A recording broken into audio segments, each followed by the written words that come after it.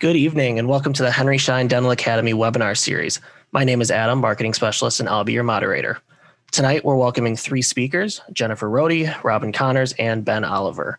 Jen and Robin are with Henry Schein's Integrated Design Studio, and Ben is an equipment sales specialist out in California. Tonight's topic is all about patient and parent-centered design in pediatric and orthodontic practices. Before we get started, we've got a couple reminders for you. At any point during tonight's webinar, if you have a question, please type it into the Q&A section of your control panel, and we'll reply to you via email within 2 business days. Henry Schein is not offering CE credit for viewing or attending this presentation live or on demand. And this webinar is sponsored by Henry Schein's Integrated Design Studio. Jen, Robin, Ben, welcome, and thanks for joining us. All right, well, thanks, Adam. Today's topic is going to be patient and parent-centered design in pediatric and orthodontic practices. So thanks for joining us this evening. Adam already did some brief intros. Just to share a little background, I've been with Henry Schein for 23 years. With me today is Robin Connors. She's been with Henry Schein Integrated Design Studio for 4 years, and Ben Oliver, equipment specialist, just over 11 years in the dental industry. Before we dig into today's topic, just a brief introduction to who Henry Schein's Integrated Design Studio is. We are a team of 20 designers specializing in dental office design. We work in coordination with our equipment specialists throughout the U.S., offering services for dental space planning, 3D visualization, equipment and technology, and interior finish selections. Today's intent is to define and discuss the concept of human-centered design, review essential considerations to achieve human-centered design as it relates to orthodontics and pediatrics. Lastly, provide some inspiration for design elements that are applicable in orthodontic and pediatric practices. So human-centered design, what exactly is it? Human-centered design is a design approach that develops solutions to problems by involving the human perspective to create a design that is viable, feasible, and desirable. We break it into 3 phases. Inspiration, meaning learn from those that inhabit your space through observation and conversation. Ideation, make sense of what you've learned and apply it to the design of your space. Implementation, bring your solutions to life and gain the trust and confidence of your patients for years to come. So why focus on human-centered design? I'm going to pass it over to Ben for a moment. Ben? Thanks, Jen. So demographics is really all about understanding who your client is. As much as you would like to think that you're just a clinician, as a business owner, you're actually in sales too, and you have to know your customers to succeed. That's what my manager tells me as a sales professional, and that's what I'm actually telling you as a dental business owner. So yes, you are a pediatric or an orthodontist, but your client is just as much the parent as the patient you're actually treating. Because of that, we design the office to appeal to both of your customer bases. So quick story on that. The community that I live in is in South Orange County and has a very large Facebook moms group page, and pediatric offices are a hot topic of discussion. Literally, this page can make or break a local office by just what they write in these groups. So I was actually looking at it through it the other day, and one of the moms highly recommended her pediatric office just because they offered bottles of Perrier water. That's it. Is that fair or reasonable way to judge their dentist? No. But it is a reality of how people perceive their value. Another demographic to take a look at is really the geographical or cultural or patient group awareness. So you have to understand the types of customers that you're wanting to attract or that the community has, and make sure that you actually adapt your designs for that. For example, I've got a doctor that I've built several large pediatric offices for. He primarily focuses his dental build outs in the Hispanic communities. I remember our first build out together, I gave him back a preliminary drawing.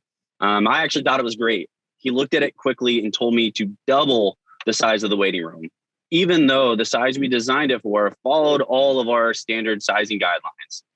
I asked him why, and he said, well, come with me to one of my current offices. The waiting room was absolutely packed.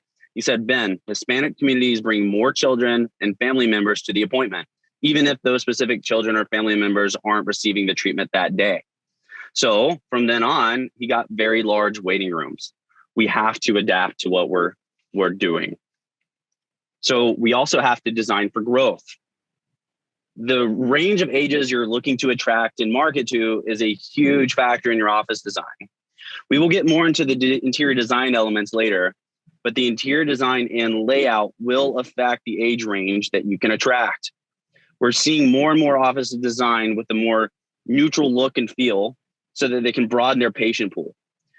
Honestly, no 16-year-old wants to have orthodontic or pediatric treatment done with Elsa and Anna stickers all over the wall. They just don't want that.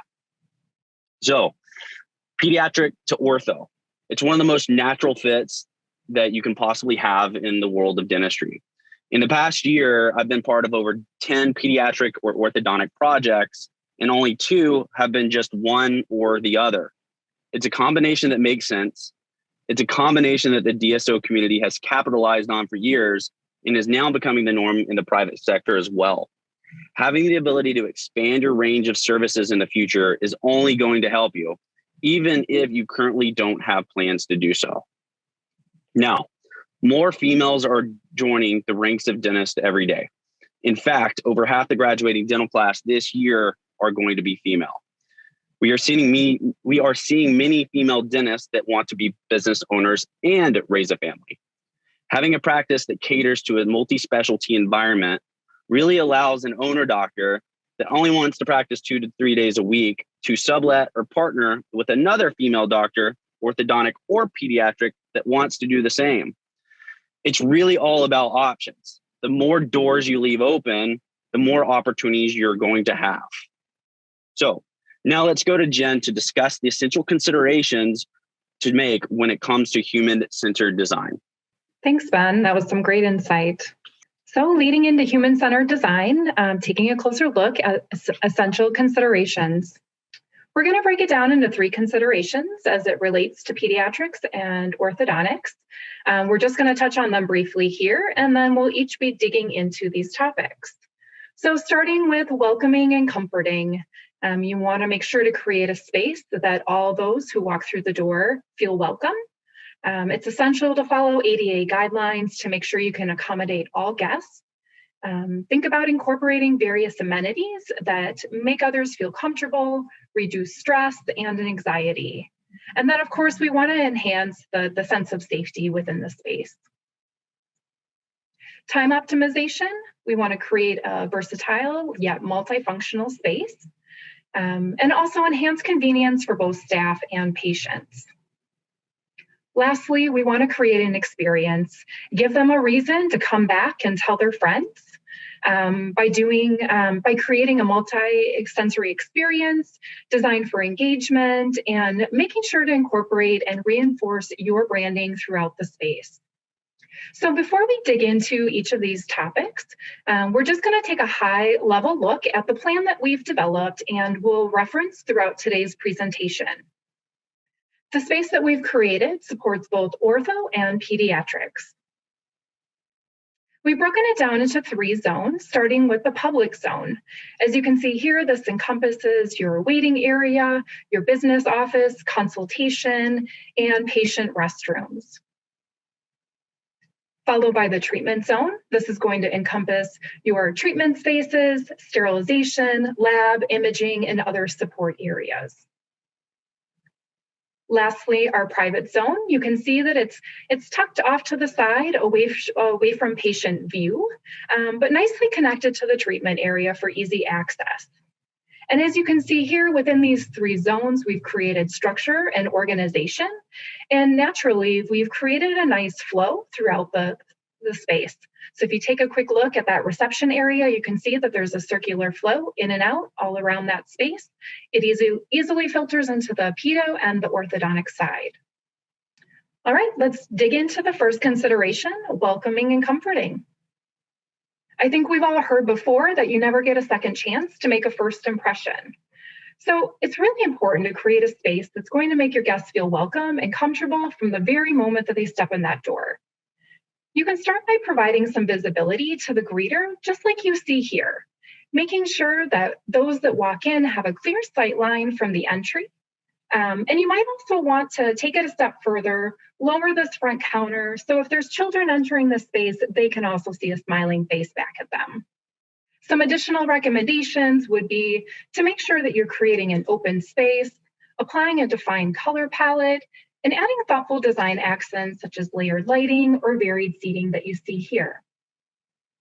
And just taking a closer look at that seating area, we've broken up this area into 3 zones. And as you can see, we've created separation without actually creating visual separation with panels. We've divided by different areas. So in the left side here, we have a more kids parent focused zone. In the upper right, we have more media space, maybe older children can kind of step away from children. And then off to the right here, we've created a quiet zone for parents that might want a little extra privacy while they're waiting for their child to have treatment. So beyond the overall look of the space, once again, you want to make sure to accommodate all the users by following ADA guidelines.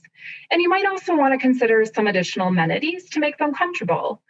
Some of those might include a beverage station, a charging station, or certain forms of entertainment. Lastly, with heightened safety concerns, promoting a sense of safety by adding some air purification units throughout, or placing some sanitation stations nearby, whether it's the entry or the exit. So here's an example of that kids parent area that we took a look at on the left side. Around the perimeter, we've created some seating for parents. In the middle area here, we have some mobile ottomans that can be moved around the space. And then we've added some fun little playful reading nooks off to the left, just creating a little added interest to the space. And then tucked over on the right side is more that media space, perhaps teens. We've added some modular seating and some layered ceiling elements here. So let's take a closer look at the business area. As you can see here, we've created a functional flow for easy check-in and check-out, which is also going to make a great impact on the overall guest experience. As you can see here in this diagram, we've created a circular flow that allows for easy entry and exit, while also creating some wider corridors that provide for improved traffic flow and also accessibility. Also over here, tucked to the side, we've created a little semi-private nook for more in-depth discussions and added a little seating bench here for children to kind of keep them out of the main flow. And here's just a closer look at that little nook. Once again, you can see that it provides a sense of privacy, where a parent might not feel comfortable with other parents overhearing conversations about their child's treatment or finances. For conversations beyond the business office, the consultation room allows for additional privacy and treatment planning. This space should be designed for engagement, comfort, and flexibility. Some considerations in this area might be including a dental chair, as you see here, for orthodontics, a photo wall, or adding some additional seating for family members. Lastly, once again, incorporating some thoughtful design accents can also provide some added comfort and reduce stress for parents, along with some distraction for children. When in a public space, I think we often make quick assumptions based on the cleanliness of the restroom on what we expect from the rest of the space. So this is definitely not an area that should be overlooked and should be designed with that intent. In regards to pediatrics, when you're designing a restroom in a pediatric space, you want to make sure that you're designing it with families in mind. So make sure that the space is going to provide accessibility and can also accommodate multiple users. As you see here, for an added level of comfort, we would suggest adding in a changing station, perhaps some hooks, counters, or child-sized fixtures. Moving past the public zone, we're going to take a closer look at the treatment areas. So here, taking a look at this orthodontic bay, we want to make sure that we're designing for practice efficiency and functionality, but we also want to make sure that we're considering the guest experience and create an environment that promotes safety, privacy, engagement, and also ease of patient delivery. When designing the space, we would suggest spacing the chairs a little further apart or adding partitions between to allow for a little added privacy, perhaps for adults, and also making this more of a multifunctional space. If you plan to invite parents back to this area, you might also consider adding a stand-up station nearby for some quick parent updates or seating near the bay. Lastly, a nice touch is adding a hand wash station with a mirror, which allows patients an opportunity to freshen up before they leave. So as I mentioned on the previous slide with the orthodontic bay, very similar in the pediatric bay, it's also important to create an environment that promotes safety, privacy, engagement, and ease of patient delivery. Once again, we would suggest spacing those chairs a little further apart, perhaps adding some partitions between the chairs for added privacy, or going as far as even creating a bay that's specific for families. So you can see an example of that right here. We've created one open bay and one that's a little bit more closed, where you could see 2 family members at one time with some parents seating within that room. You also might want to consider, as you see here, we've added a little stand-up station nearby, once again, for a more private discussion that a parent might not want to have within the treatment space. You might also consider whether you're going to have seating within the room or nearby again for guests in that space. For added comfort, we would always recommend adding at least 1 or 2 private rooms with a door, probably intended for more of those longer procedures or a child that might not be comfortable in that open bay area. So when we're designing those spaces, we want to make sure that they're large enough that we're allowing for full mobility, flexibility of the space. And then once again, we want to incorporate a space where guests can have a little seat, perhaps a bench and some hooks nearby. Lastly, some last amenities that you might consider in that area would be including some entertainment of some sort, charging station for parents, and a sink for hand washing or brushing education. So before I finish up on this section of welcoming and comforting, just want to share some insight on a few last amenities you might want to consider that would really enhance that overall guest experience.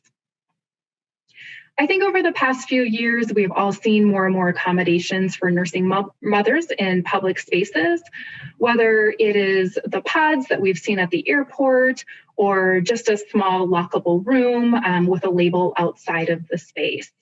This is one more amenity that you can incorporate into your practice that will set you apart from others. Incorporating a mother's room can offer added comfort once again, help reduce stress, especially for those parents that are accommodating more than one child during a visit. Some typical amenities you might want to include, as you can see here, some comfortable seating, surfaces to be able to set their bags down or a changing area, mirror, hooks, and a sink if space allows. Also, thinking about this room that might not be used on a regular basis, you can also create a space that could be more multifunctional. So you might want to consider sharing the space and using it as an infant exam. Offering an infant exam is a great way to build trust and confidence with parents. It also shows that you're really invested in the entire health of the family. The last amenity that I want to touch on is pre and post treatment. Once again, this could also be a space that was multi-purpose and used as an infant exam. It's also a great space to help prepare a child for a procedure if they're a little bit worried about it and you want to give them a little more time to prepare. Or it's also a nice space to give them a moment to recover before exiting. When placing this space, we want to make sure that we're putting it in a high traffic area where it can be monitored. We want to make sure that we're incorporating some additional seating for family members. And as you can see here, we've located nice and close to this exit door. So when they're ready to leave, they can make a quick exit and not disrupt or concern any other patients that might be awaiting treatment. So that sums up welcoming and comforting. From here, I'm going to pass it back over to Ben to talk about time optimization. Ben? Thank you, Jen. So at the end of the day, both sayings are true that time is money and that your most valuable resource is your time. This goes for you as the business owner, as well as the parent bringing in their child. So let's take a look at the areas of design that can maximize time efficiency to its fullest potential. Multi-specialty. Let's make the most out of the visit. We discussed earlier some of the benefits of combining orthodontic and pediatrics into the same practice. Doing this is another way to reduce the amount of time a parent is spending being a chauffeur. Having 2 young children myself, I can tell you that transporting my kids to multiple appointments is a nerve-wracking and painful experience sometimes. Nothing would make a parent happier than knowing that they can kill 2 birds with 1 stone by going to an office that can serve all of their children's dental needs at the same time. Flex spaces. I started to hear the term flex rooms a few years back when we were looking at model homes. It made total sense to me that a builder would want to create spaces with multiple options for use. Every family is different with different needs. The more options you give, the more opportunities they have to sell the house. The same goes for dental flex spaces, and orthodontics/pediatrics has a few of them that Jen had just mentioned. For example, roughly the same amount of space, you can design a room that covers multiple needs, such as the mother's room, pre and post-op, and infant exam. For the mother's room, it's a wonderful thing to offer mothers in general that are nursing, and quite frankly, the marketing value alone is worth the space. Pre and post-op, maximizing time also means minimizing the time a patient is in a chair and not receiving treatment. If we can move the child to one of these rooms for post-treatment observation, it allows the staff to begin turning over the operatory for that next patient. For the infant exam room, we don't need a full operatory to do these knee-to-knee types of visits. Let's use this flex space when possible for these types of visits and save the open bay chairs for these typically higher revenue generating appointments. This really does kill 2 birds with 1 stone, better patient flow and higher revenue for the practice. So let's now take a look at the waiting room. Waiting room and reception, or as Jen had mentioned, it's really the first impression room. A lot of times the waiting room is an afterthought. Give enough chairs, give it a couple of iPad stations, and we'll just call it good. But it can be so much more than that. And if done correctly, you can maximize the time for both the parent and the staff. In general, the workforce is becoming more and more mobile, and COVID has only magnified this trend. So for many parents, work email is just a click away on their phone. So yes, we need to design patient-centric areas, but keep the parent in mind too. Remember, they're actually the ones that are paying for this treatment. Having a workspace for a parent to catch up on work or even personal emails while their child is in treatment is a fantastic benefit that the parent will truly appreciate. Check-in and check-out. Check-in and check-out is constantly a bottleneck that I see in offices, and an aspect that many of my clients ask me to focus on with their new office design. Now, whether it's at Disney, Costco, or a dental office, people don't like lines. If the right number of checkouts for the size office are chosen and technology at our fingertips is actually utilized, we can drastically reduce the parent's need to wait in line for checking in or checking out. One of the most real-world success stories we can actually talk about that everybody truly understands is Starbucks mobile pickup. It's something that's only been around for a few years, and it quickly became a hit for both the customer and, quite frankly, Starbucks' bottom line.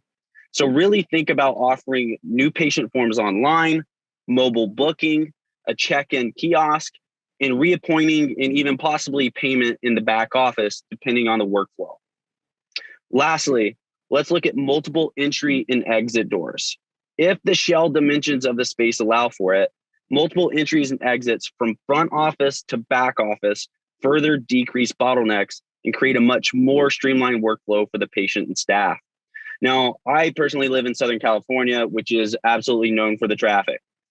It's very similar to lanes on a road. During rush hour, the 1-lane road is going to back up way faster than a multi-lane road or highway. Less traffic equals less stress. The same can be said for dental offices. The more doors and or hallways, the better the flow is going to be. Now, let's discuss the treatment room.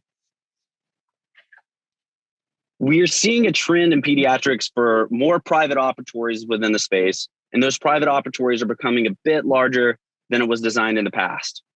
Now, we talked a little bit earlier about parents being chauffeurs going from appointment to appointment. The same applies once they get into your office as well. A parent much rather stay in the same room for a consult and treatment rather than having to get up, move to yet another room, sit down their things, sit down the other children just for a short consult. Moving from room to room takes time, and small amounts of time can add up quickly. Having a larger treatment room also gives the option of creating a family room that parents can bring multiple children for treatment to go to and contain their children a little bit easier than in the open bay environment allows for. Stand-up consult in the hygiene bay or orthodontic bay. This is something that Jen had mentioned earlier and showed an image of. The stand-up consults are one of the newest and most popular trends that we're seeing in dental office designs for pediatrics and orthodontics. As you can see from the render on the screen, it doesn't take much space at all. It's a small nook close to the hygiene or ortho bay that can be used as an extension of that open bay. Turning an operatory, again, it takes time. So why not have the post-op exam questions or those more private conversations that a parent may not want to have in the open bay environment done out of the open bay chair at a stand-up console close by. Now, while you're at it, you can even reappoint or take payment at the stand-up console to further reduce the checkout or bottleneck that we actually discussed earlier. Lastly, let's talk about imaging. What form of imaging do you need? When starting to look at office design for clients, one of the areas I do ask about a lot in pediatrics is the imaging room. And honestly, oftentimes they say, I don't know. They haven't given it much thought and they just get used to what they have currently. So my next question really is going to be, what types of imaging are you using and how often are you using those forms of imaging?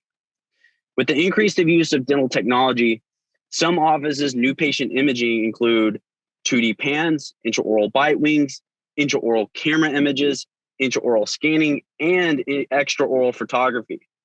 If that's the case, then let's create a room that you can efficiently take your entire digital profile with. If you're an office that's seeing orthodontics and pediatrics in the same day, you may want a larger imaging room for the aforementioned imaging, but maybe another small imaging nook just for intraorals. It really just depends on your personal workflow and knowing how we can best be time efficient with that.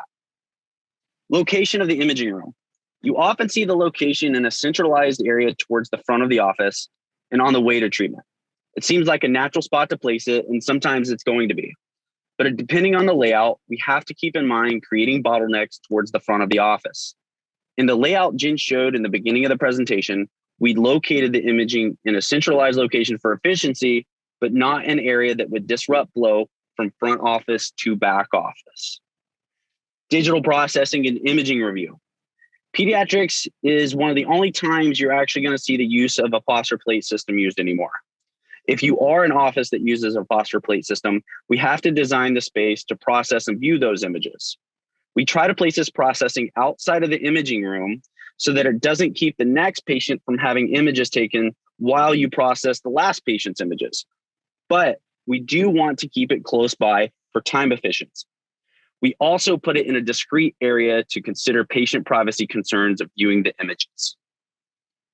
So now that we've created a time-efficient environment for both the patient, the parent, and the staff, let's go to Robin to discuss how to create a great experience within the office. Thanks, Ben. So I will dive into some of the topics with creating an experience. So the first is going to be considering the 5 senses, which is important because that's how all of us are able to perceive and make judgments on an environment. The first sense is sight. I think it goes back to a lot of what Jen talked about, of making sure that environments feel comfortable and welcoming through appropriate materials, layered lighting, and a cohesive color palette. In this image, we can see what a person would perceive when they first walk into this office. So we've got some nice color elements, some architectural interest through a logo wall, design tile on the front desk, and even some ceiling elements with wood beams. Another thing to consider with sight is sight lines and being able to control when things are viewed. So for example, with this image, we have the logo wall acting as a privacy division between some of checkout, so that when a person first walks in the office, you're not seeing that conversation that might need some more privacy, whether it be financial or anything like that. The next sense, or two senses to consider, are smell and taste, which I think aren't super discussed when talking about design, but I think should be. So with smell, I think the biggest thing to consider is concealing unwanted smells. We've all been in situations where someone brought something for lunch, they're heating it up, and you're smelling that throughout the entire space. We really don't want those smells to come into patient-centric areas like treatment or waiting room. So how can we combat that? First is really considering a well thought out space plan. So much like that overall plan that we've looked at, making sure our zones are appropriate, with public being as far away from private as possible. Sometimes that really isn't attainable based on the overall layout of the space we have available, or even if it's a smaller practice, not having enough division. So how are we able to work with masking sense then? The first would be to consider something like air purification, which not only helps with patient confidence and that feeling of safety, but is going to remove and clean the air. Another thing to consider is adding positive scents into the environment. So maybe that's introducing lemon or mint or eucalyptus to help mask that unwanted smell. One thing, if you are looking at introducing new scents into the environment, is to consider doing so with a light hand. We don't want anything to become overpowering, or even, especially with plants, we want to make sure we're considering possible allergens within the space.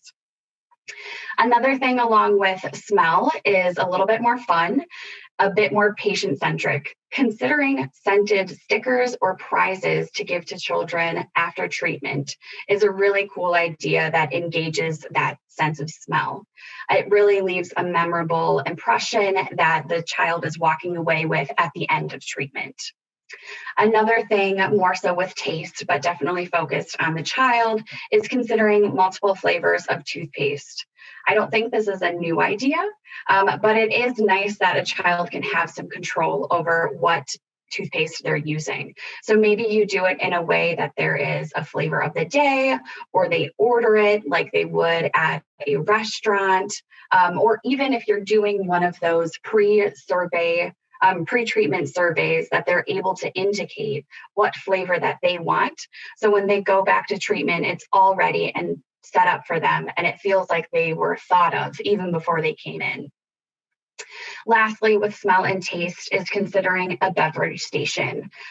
We're still seeing beverage stations go into multiple offices that we work on, and it's really nice to offer to patients, or even more so parents that are bringing in children, to be able to grab a cup of coffee or even a bottled water while they're waiting or leaving. It just adds that convenience factor. But if you're looking to stay away from beverage stations within your practice, there are a couple of other ways you can still offer this experience. The first would be considering to offer coupons or small gift cards with local businesses, so they're able to go there right afterwards, leaving a nice, memorable experience after they've been with you.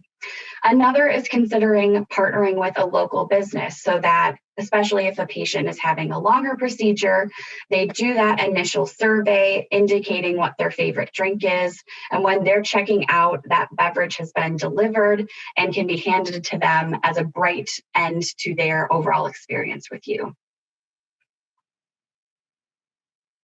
The next sense that we look at is sound, and sound is huge within the design industry right now, especially as everything is becoming more open. So how are we able to really control sound pollution? The first thing to look at is incorporating acoustical products within your space. So that might be things like carpeting where it's appropriate, wall treatments, even a wall vinyl versus a paint can help absorb more sound. Acoustical ceiling grid versus that hard gyp ceilings, looking at the furniture you're selecting. If you think about a space where there's no furniture there, when you're moving in, it can be very loud and echoey. But once you put that couch in or that chair, that upholstered seating, it can help absorb some of that unwanted echoing. Another solution that you could bring in are acoustical panels. These can be adhered from the ceiling, they could be adhered to the wall, or they can be a panel that's freestanding that acts as a divider. So it really brings in a fun architectural element while also being quite functional. Another thing to consider is bringing in additional sounds. So that might be a sound masking system, it might be light music playing throughout the space, or possibly even water features that are covering those unwanted sounds. Another option that I think Jen mentioned earlier, especially with longer treatments, are considering offering headphones or speakers within more private rooms to allow for nice sounds or even the patient's favorite music. And then finally, making sure that there's auditory privacy between spaces. So offering closed rooms or additional solutions, even that stand-up consultation, allowing that conversation to not happen in an open day setting, but pulled off to a more private location. So controlling that noise. So here is just a rendering showing some of those acoustical panel solutions that are being suspended from the ceiling. It really provides a nice element of design. It can be integrated with lighting and is quite functional. So the final sense that we're looking at today is touch. So touch is really important. We come in contact with a bunch of different surfaces within a practice. Obviously, we're walking on the floor. We've got the transaction counters, work surfaces, and even the seating that we're going to be having contact with. So making sure all of those materials are appropriate and that they're easily cleanable and durable is going to be key. Another thing that I want to talk about is with seating especially, I think the trend has been to move towards hard surface seating. Not only is it not helping with acoustics, but in situations where you have patients or possibly parents or guardians that are going to be waiting a long time, it's less comfortable. So introducing appropriately materials like through vinyls or commercial grade fabrics within your seating options can make sure that they are the cleanable and durability that we need, but also more comfortable. Also with touch, we can introduce that sense without something you're physically coming in contact with, but through playing with texture. So in this image here, we have a living wall made of different colored mosses that are really enhancing the feeling of touch through texture and dimension. Additional products that you could utilize to have this effect would be things like stacked stone, reclaimed wood when it's sealed appropriately, dimension wall coverings, or even something that's flat but has a design to it, a textured feeling wall covering can help add that dimension to that space. So moving on from the senses, we want to touch on engagement and wayfinding. Wayfinding especially has become something of a big topic with larger spaces and healthcare. So we're able to ensure patients feel comfortable and have an understanding of where they are within their space. So this image is more on that kids, parents zone of the waiting room, and there are a couple of elements that are really focusing on engagement here. The first is that kind of nook cubby solution that Jen mentioned earlier. It allows for seating, and it really doesn't take up that much space, but introduces a more whimsical sense of discovery than just typical seating for children. Another thing to look at here when you have this space is considering a child-sized door at treatment. It really shows that when a child's looking at it, this isn't something that was for mom, dad, parent, or guardian. This was designed for me in mind. And it can really have a sense of belonging along with that engagement and discovery factor. This next component, we're looking at wayfinding. So especially within the pediatric space, we have a couple of different zones of treatment. The first being a semi-private treatment room, second being an open treatment bay, and then 2 additional private treatment rooms. So how are we able to indicate the differences visually? For this example, we're utilizing color. So yellow is the semi-private, red and blue are the private treatment rooms, and then this kind of peach tone is the open bay. So that if an assistant comes and grabs a patient, they're able to say, we're going to the yellow room today, or we're going to the blue room today. And it doesn't have to be, someone that knows how to read or anything like that. They can have confidence in following that color. So here's just a small video on what that might look like.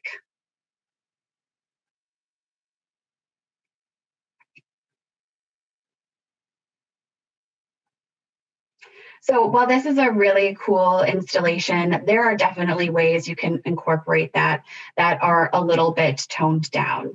The first would be if you can't do the floor, you could utilize color on the ceiling, keep it on the walls, or even just having a sign that's color-coded and large will help someone understand what room they need to be going to versus just general text.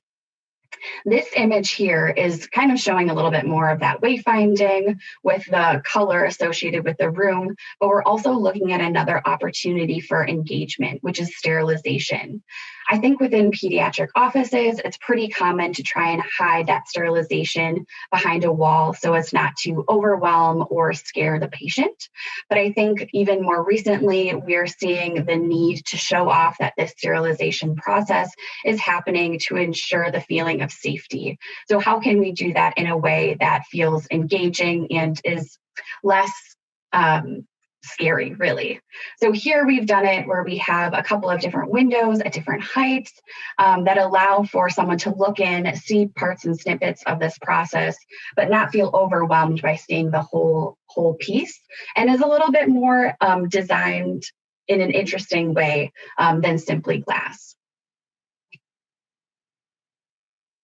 So the last couple of components I just want to touch on with engagement is considering that lower counter at check-in. I think Jen mentioned it's really nice for someone to be able to interact with that person behind the desk right away to feel included. Another thing is looking at the restrooms. If you have the space, providing those appropriate size fixtures for children is ideal. So the parent or guardian doesn't have to help them wash their hands. They can do that themselves. Creating an opportunity for education is another way to really engage through your space and also with staff. So considering a brushing station and making it fun through textures and colors, or even if you're considering brushing education at the chair, making that a memorable experience. So moving on from engagement and wayfinding, we want to touch on branding. Brand should really reflect your demographic that you're currently serving, but even more so who you're looking to attract. So by creating a cohesive palette between your logo, your interior finishes, your marketing, and your social media can really go a long way with brand recognition, which is going to create a sense of trust, a sense of consistency, and help you stand out from others. So this image on the right here is an office that Integrated Design Studio was a part of, where we utilized the colors within their logo in the interior space. So you can see the blues, you can see oranges, really making it feel like a cohesive piece. So social media is a huge part of branding. It really helps you build a patient base beyond simple referrals, and kind of relates back to what Ben was talking about, that mothers group. So we want to make sure that we create a sense of transparency between patients and staff with our social media. And we can incorporate elements of social media within our space by doing things like branding walls, which isn't necessarily a logo wall, but it's a space that has your colors, it has your logo, that you can have a picture taken in front of it, whether it be with other staff or a patient, and have that ready to go and ready to upload to social media. Another thing is creating a consistent color story that is reflected within your interior space. So not only should it be relating to the logo, but it should be relating to your marketing components, your graphics, and of course, your social media. On the right here, we can see a social media page where all of the graphics and even the tone of the images are making a cohesive color story with the interior space. Another thing to consider with incorporating social media or just marketing is branded giveaways. Maybe the prizes that you're offering at the end of treatment are within your color story, or even looking, if we're talking back to those scented stickers, this office has a very citrus color feel. So maybe it's orange or lemon scented stickers, something like that. Another thing to consider are wearables. So an image on this social media platform here is showing that they've utilized scrunchies with their color and their logo that they're able to give out to staff members, possibly patients, and have free advertising walking around, all relating back to their brand. So just to shout out this office, this is Pensacola Kids Dentistry with Doctors Neil and Allie Simmons. They have created a highly engaging platform here, really keeping that consistent color story and making sure that it's very kid-centric, and showing that off to their potential client base. So here is just a rendering of what that branding or social media wall might look like. We have the logo here, we have our color story happening, and we have nice lighting so that, again, you can stand in front of it, get that picture taken, and automatically upload that to your platform, and it's ready to go. So moving from brand, but I still think is quite related to it, is theme design. There's definitely different levels to theme design, and you have to find what's most appropriate for you. This first image is showing off an office that is really well done. It gives a sense of whimsy, definitely a sense of discovery, but there are a couple of things to consider. The first is this is a very kid-centric space, but depending on your desired demographic, if you're looking for, kids from 6 to 16, a 16-year-old might not feel comfortable in this space. So you might be limiting yourself there. Another thing to consider is just the investment into some of these design elements. I mean, the tree is super cool, but it might not be affordable for every office. So considering how you might still be able to have that feel, but in a more subtle way. Here is another design that I think takes a step back. This is also an office that worked with Integrated Design Studio called Lollipop Dental. There's a clear use of color and the color story throughout the materials in this space. We have some graphic elements, but it's done in a way that's definitely more affordable. And I think a little bit more of a wide audience that they're serving. It still might be a little bit more on that young side, but I think older demographic could feel a bit more comfortable here. And lastly, we have another design. This is a nautical pediatric office, another one that Integrated Design Studio was a part of. The client came to us with a sailboat in their logo and the color blue, and we thought, how can we make that in our space in a way that's welcoming to a wide audience? So playing with colors, the blue, the brasses, some golds can really enhance that nautical feel, in addition to some wall coverings and some tile that really show design intent. So this image shows how all of those pieces are kind of working together within a waiting room. We have the blue wainscoting wall, gold accents in the furniture and the lighting, even the casework, hardware, all kind of bringing that color story to the forefront. Now, I will say this office looks like anyone could walk in there and feel comfortable, but if you're looking to spice up that kid aspect, this can be easily done through things like artwork and decor that are easy to add later, to change up, and just are not as permanent, so that if your audience or demographic were to shift, it's going to be a more versatile solution. And finally, this is the same concept within a treatment space. So I think the real stunner here is the wall covering that has a gradient going from blue up to a more of a fog color, so that when you're looking at it, it looks as if you're looking out over a large body of water. We still have the blues and the golds playing together with that fun tile accent, but overall is a very cohesive space. Once again, throw in some fun art and decor, and you can really set the tone of this office without being a permanent fixture. And that is that for creating an experience. But a couple of key takeaways I just want to highlight from the overall presentation. First is really understanding your demographic and designing your space around their experience. Second, determining key areas of optimization for patients and the practice. Finally, creating a memorable and consistent environment, both in person and online. All of these aspects are really to help draw patients in and keep them coming. All right. Well, thank you, Robin, and thanks everyone for joining us today.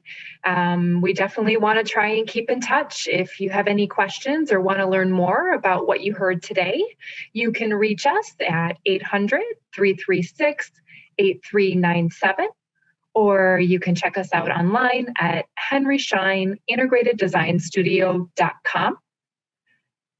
If you want to send us an email, you can send it to integrateddesign@henryschein.com.